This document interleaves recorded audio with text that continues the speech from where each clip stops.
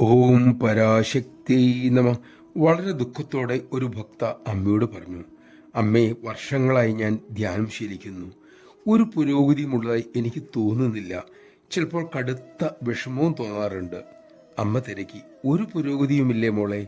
അവർ പറഞ്ഞു, എനിക്ക് തോന്നുന്നു കുറച്ച് ആത്മവിശ്വാസവും ധൈര്യവും ഉണ്ടായിട്ടുണ്ടെന്ന്.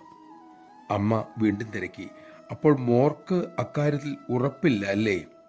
ഭക്ത പരിഭ്രമത്തോടെ അമ്മയോട് ചോദിച്ചു. അമ്മ എന്നെ ചോദ്യം ചെയ്യുകയാണല്ലോ. ചിരിച്ചുകൊണ്ട് അമ്മ പറഞ്ഞു, അതെ, അമ്മ മോളുടെ അന്തരംഗത്തിലേക്ക് ചുഴഞ്ഞിറങ്ങി ചോദിക്കുകയാണ്. പഴയതൊക്കെ മാറ്റി പുതിയതാക്കാൻ അമ്മ തുടങ്ങുകയാണ്. പ്രേമപൂർവം അവരെ തടവിക്കൊണ്ട് അമ്മ അരുളി, പൊന്നുമോളെ, സാധകന് ക്ഷമയും ഉത്സാഹവും വേണം.